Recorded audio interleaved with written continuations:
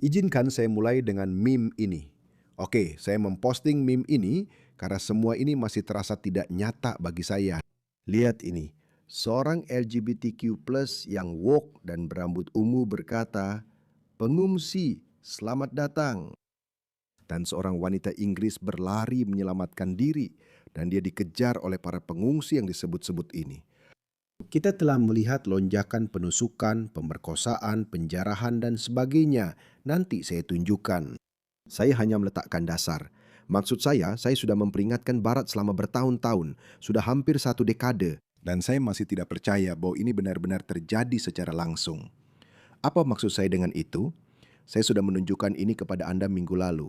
Ya, ini Paris. Haris Sultan. Tidak ada satupun orang Prancis. Tidak ada satupun orang Prancis yang terlihat. Lihat ini, lihat itu. Kamu melihat ini kan? Tidak ada satupun orang Prancis. Dan rasanya aku bahkan tidak tahu itu apa. Lihat ini, orang-orang Prancis ini sedang duduk.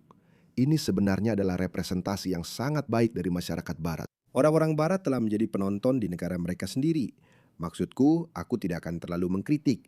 Aku tahu itu terlihat seperti mereka sedang tersenyum. Hanya saja, jika kamu melihat sirkus di tengah jalan, aku rasa kamu mungkin akan merasa sedikit terhibur. Tapi itu hanyalah cerminan dari masyarakat Barat. Kebanyakan orang Barat, mereka hanya menyaksikan negara mereka hancur. Mereka berkata, "Ya, apakah itu wanita Prancis? Aku tidak tahu. Kamu mungkin melihat satu atau dua, tapi ini." Paris dan Toulouse. Kota itu berubah menjadi kekacauan setelah kemenangan PSG.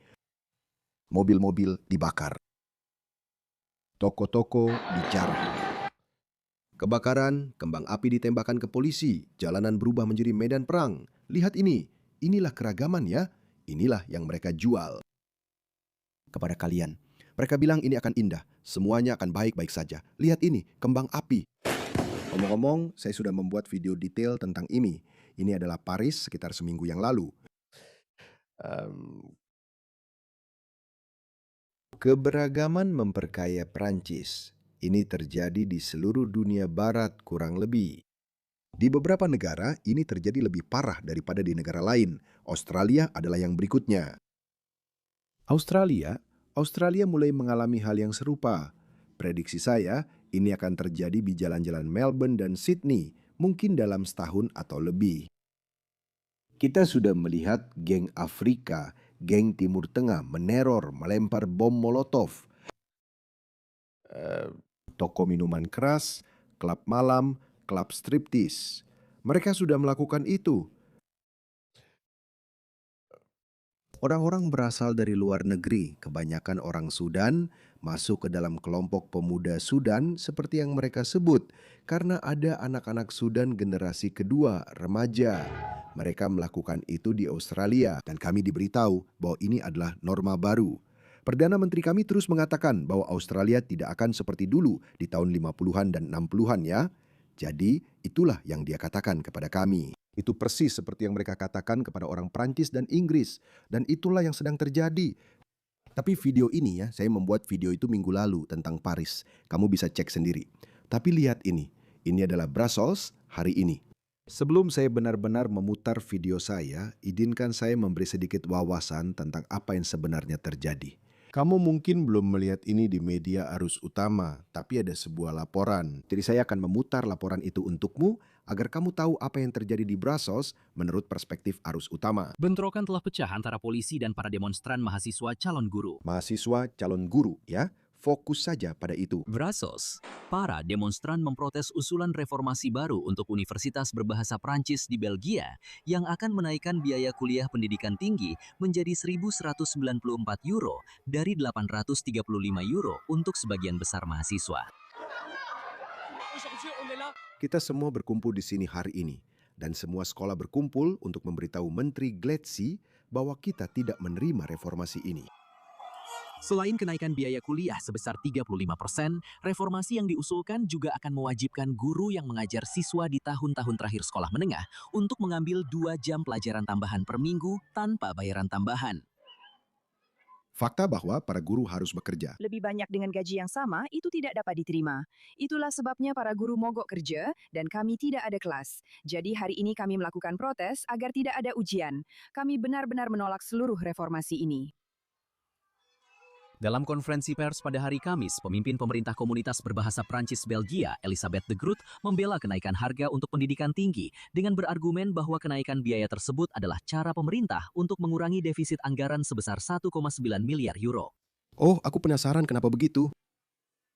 Uni Eropa sedang bangkrut. Oke, jadi kamu sudah melihat pandangan arus utama. Sekarang biar aku tunjukkan apa yang sebenarnya terjadi. Jadi ini terjadi karena sengketa biaya kuliah, kenaikan biaya, dan lain-lain di Brussels, jantung Uni Eropa. Di sanalah para politisi Uni Eropa berkantor. Sekarang biar aku tunjukkan apa yang sedang terjadi. Lihat ini, kamu tidak akan melihat satu pun orang Belgia kalau itu masih ada sekarang. Ini adalah mahasiswa Belgia yang sedang melakukan protes. Tapi kamu tidak akan melihat satu pun orang Belgia di sini. Lihat itu. Sama seperti yang kamu lihat di Paris ya, sangat mirip dengan yang kamu lihat di Paris. Mungkin satu atau dua pengunjuk rasa Belgia, ya mereka harus menjadi bagian dari kerumunan, kalau tidak mereka akan dipukuli. Ini tidak mencerminkan Eropa. Ini bukan cara orang Eropa, setidaknya dalam 75 tahun terakhir atau sejak era pasca Perang Dunia Kedua. Ini bukan cara mereka berperilaku. Itulah maksud mereka dengan mengimpor dunia ketiga, maka kamu akan menjadi dunia ketiga. Biar saya tunjukkan lebih banyak lagi. Lihat ini, lihat ini, lihat orang Belgia itu. Sangat Belgia sekali. Sekali.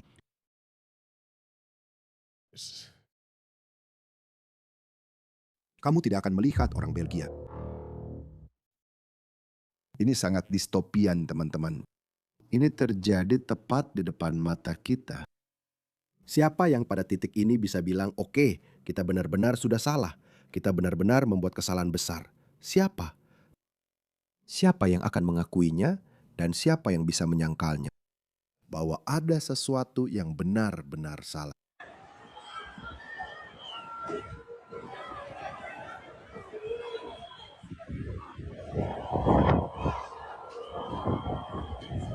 Lihat itu. Apakah orang Eropa berperilaku seperti itu? Apakah orang Paris berperilaku seperti itu? Aku sudah menunjukkan kepadamu apa yang terjadi di Paris.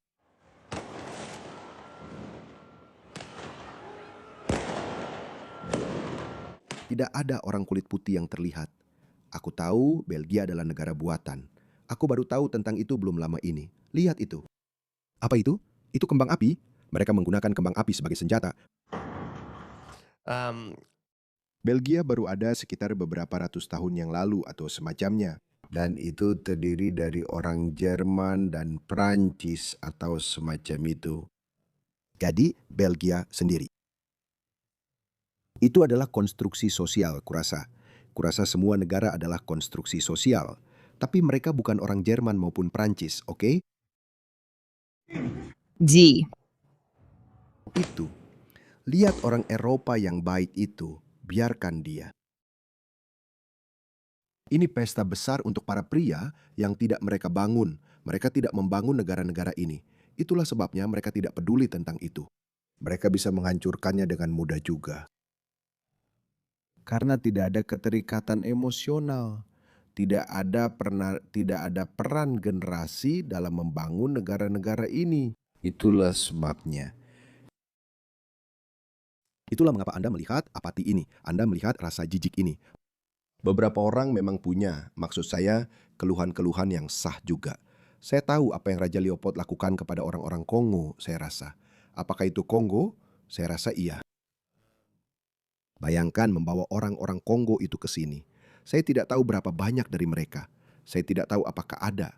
Saya tidak tahu komposisi demografis Belgia. Tapi saya bisa bilang, mereka ini bukan orang Eropa asli. Mereka bukan orang Prancis atau Jerman. Lihat itu, Anda akan berpikir mereka akan merasa bersyukur. Diberi kesempatan untuk menjadi bagian dari sebuah negara barat yang kaya dan makmur. Tapi tidak, kenyataannya tidak seperti itu. Memang tidak seperti itu. Lihat yang satu ini.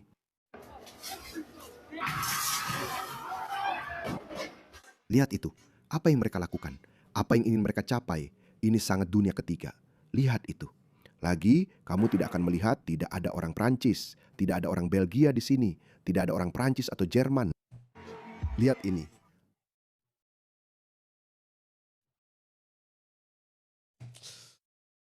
Dan ini bukan hanya di Eropa. Biar saya tunjukkan video ini. Video ini baru saja keluar dari Inggris, di suatu tempat di Inggris, perilaku yang sangat mirip. Ada sebuah kata untuk itu yang tidak bisa saya gunakan di sini. Itulah sebabnya Anda harus menjadi anggota Patreon, di mana saya punya program bernama Behind Closed Doors. Jadi Anda tahu, eksklusif hanya untuk anggota dan pelanggan Patreon saja. Dan saya merasa sedikit lebih bebas untuk mengatakan sesuatu apa adanya. Lihat ini. Ini apa? Jelas, seperti yang saya katakan, beberapa orang Inggris juga akan terlibat. Ada 1, 2, 3. Ada 3 wanita Inggris, kulit putih, wanita muda Inggris, 4, 5. Itu saja. Dan mungkin ada 6. Itu saja. Sebenarnya tidak, bukan. Itu seorang gadis kulit hitam. Lihat ini. Lihat ini. Perilaku macam apa ini? Perilaku macam apa ini? Bukankah aku sudah bilang kalau ini mulai terjadi di Australia? Biar aku tunjukkan. Ini mengingatkanku pada video di Melbourne ini. Video dari Melbourne ini baru beredar belum lama ini. Lihat ini. Tidak ada orang Australia. Tidak ada orang Australia yang terlihat, teman-teman. Tidak ada orang Australia. Lihat itu. Mereka ini adalah keturunan generasi kedua orang Afrika yang orang tuanya diizinkan masuk. Lihat wanita India ini. Dia terkejut. Mereka datang sebagai pengungsi. Orang tua mereka datang sebagai pengungsi. Australia menerima mereka. Berpikir bahwa mereka akan begitu saja menjadi seperti orang Australia lainnya. Ini terjadi pada tanggal 2 April 2026, seperti yang bisa Anda lihat di atas sana. Kita dibuat merasa bersalah, dimanipulasi, dipermalukan, hanya karena kita mengatakan bahwa kita tidak mau itu lagi. Kamu tahu? Tapi kurasa itu sudah tidak mempan lagi. Lihat ini adalah Perdana Menteri kita di Australia. Biar aku tunjukkan ini padamu. Aku harus terus memutar video-video ini. Maaf ya, lihat ini, lihat badut ini. Aku akan mulai dengan menteri dalam negeri kita. Ini adalah video favoritku. Sebenarnya ini adalah video yang paling tidak aku sukai, tapi penting bagiku untuk terus menunjukkannya padamu. Inilah wajah kiri global. Ini dia. Konsep imigrasi adalah orang-orang ketika mereka datang ke Australia ingin menjadi bagian dari Australia. Itulah yang diinginkan orang-orang. Dan aku tidak pernah menerima kata asimilasi. Aku tidak ingin orang-orang kehilangan jati diri mereka. Kata yang tepat adalah integrasi. Dia tidak ingin mereka kehilangan jati diri mereka. Inilah siapa mereka. Dia tidak ingin mereka berubah. Dia tidak ingin mereka menjadi beradab. Maaf, saya harus menggunakan kata ini. Tidak ada cara lain. Ketika orang-orang melakukan kerusuhan, ketika orang-orang bertindak seperti ini yang tidak dianggap normal. Saya telah tinggal di Australia hampir sepanjang hidup saya. Ini tidak normal. Ya, diskon Black Friday atau semacamnya itu tidak seperti ini. Ada sesuatu yang sangat berbeda tentang itu. Mencoba untuk masuk. Bahkan fenomena diskon Black Friday itu hanya terjadi beberapa tahun, seperti jadi tren. Tapi ini tidak sama. Integrasi adalah salah satu yang sedang digunakan. Ke Australia, ingin menjadi bagian dari Australia. Itulah yang diinginkan orang-orang. Dan saya tidak pernah menerima kata asimilasi. Saya tidak ingin orang-orang kehilangan jati diri mereka. Kata integrasi telah digunakan sebagai bagian dari dialog multicultural sudah sangat lama. Dan memang seperti itulah. Kita ingin orang-orang diterima apa adanya. Saya tidak pernah setuju dengan konsep melting pot, di mana seluruh identitasmu seolah-olah harus dilebur. Jadi inilah dunia yang diciptakan oleh para politisi seperti dia, di mana tidak ada tekanan bagi para migran yang datang untuk berasimilasi. Berkembang, cukup berkembang. Ada alasan kenapa negaramu menjadi neraka dunia ketiga.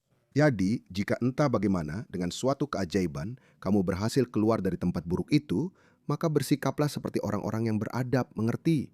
Tidak, sebaliknya, inilah yang mereka katakan. Inilah Perdana Menteri kami, dengarkan dia. Saya penasaran, apa perbezaan antara orang Australia dan para migran?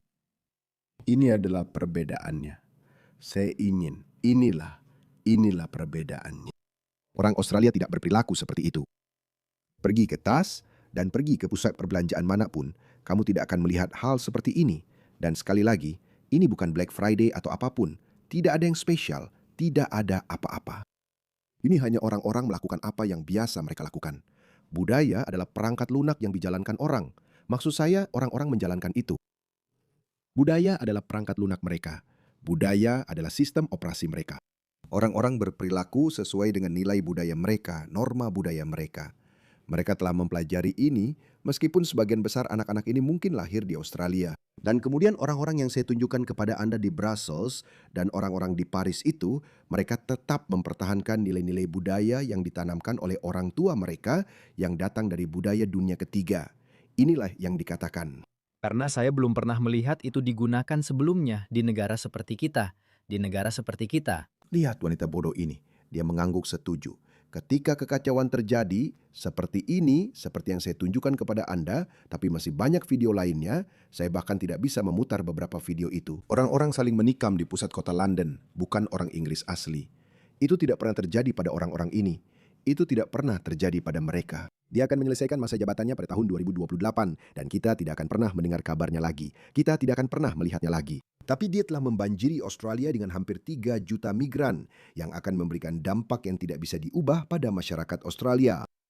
Dengan pola pikir seperti ini, Menteri Urusan Dalam Negerinya mengatakan mereka tidak perlu berasimilasi. Pertahankan identitas kalian. Kamu tahu apa akibatnya? Itu akan menciptakan lebih banyak ghetto karena kamu tidak perlu berasimilasi. Kamu tidak harus menyebar. Kamu tahu, tinggal di lingkungan kulit putih. Saya selalu tinggal. Mungkin saya unik. Saya selalu ingin tinggal di antara orang kulit putih. Saya bilang beberapa nasionalis etnis mengatakan bahwa kamu tahu orang-orang ini ingin tinggal bersama kita. Ya, saya bilang, ya, saya ingin tinggal di sekitar peradaban. Saya tidak pernah ingin tinggal di antara Muslim atau orang Pakistan.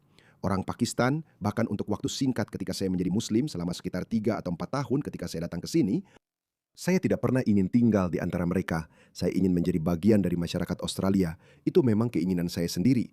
Tidak ada tekanan yang diberikan kepada kami oleh masyarakat Australia. Saya mengatakan bahwa seharusnya ada tekanan dari masyarakat Australia, tapi itu tidak akan terjadi karena para politisi ini bilang, kamu tidak perlu berintegrasi atau berasimilasi. Kamu tidak harus melakukannya. Dan lihat saja Perdana Menteri yang seperti badut ini. Dia menyebabkan kerusakan yang tidak bisa diperbaiki di Australia, sama seperti yang dilakukan para politisi Eropa terhadap negara mereka. Dan mereka bilang, tidak apa-apa. Tidak ada tekanan, jadilah siapapun dirimu. Kalian semua sama saja, siapa yang peduli? Kamu tahu, kita punya orang-orang yang menduduki posisi tinggi di pemerintahan kita, di dunia bisnis. Kamu tahu, beberapa raksasa bisnis di negara ini datang ke sini sebagai pengungsi dan migran. Apakah mereka terpisah dari Australia? Mereka selalu mengutip kisah-kisah sukses itu sebagai, lihat mereka. Lihat, sebenarnya saya adalah kisah sukses. Saya adalah kisah sukses. Bahwa jika hidup mereka bergantung pada membela multikulturalisme atau imigrasi, mereka akan menyebut orang seperti saya, tapi mereka tidak akan mendengarkan orang seperti saya. Bahwa kami adalah pengecualian. Inilah yang dianggap normal. Apa yang sedang Anda lihat ini adalah hal yang normal. Dan inilah yang sedang terjadi di jalan-jalan Paris, London, dan Brussels. Saya baru saja menunjukkannya kepada Anda. Dan ini akan terjadi di sini, di Melbourne dan Sydney, sudah mulai terjadi. Ini adalah Melbourne sebulan yang lalu atau beberapa bulan yang lalu. Jadi sekali lagi, biarkan saya mengakhiri video ini dengan meme ini. Meskipun telah memperingatkan Barat selama bertahun-tahun bahwa ini akan terjadi, sekarang benar-benar terjadi. Orang-orang ini menyebabkan kerusakan yang tidak bisa diperbaiki. Dan entah kenapa, sistem politik kita tidak mampu menghentikan hal itu. Saya rasa ini adalah ujian ketahanan. Ini adalah ujian ketahanan bagi demokrasi kita. Jika sistem demokrasi kita berhasil dan melakukan sesuatu serta membalikkan kerusakan ini, maka itu sudah adil. Demokrasi bekerja. Sistem demokrasi kita akan lulus dengan hasil gemilang. Tapi jika tidak, dan sistemnya runtuh, dan kita mengalami semacam kerusuhan sipil, dan orang-orang mendirikan giliotin, dan kita maka mungkin kamu tahu, Tidak ada sistem politik yang benar-benar berhasil. Kamu butuh otoritarianisme dalam beberapa keadaan. Kadang-kadang kamu butuh demokrasi, tapi demokrasi pada akhirnya menciptakan kekacauan dan kemudian perlu diriset dan kamu mulai seluruh prosesnya dari awal lagi. Saya tidak tahu. Saya tidak punya jawabannya untuk pertanyaan-pertanyaan itu. Tapi ya, ini akan terjadi lagi minggu depan. Akan terjadi di kota Eropa lainnya. Ini akan semakin berkembang.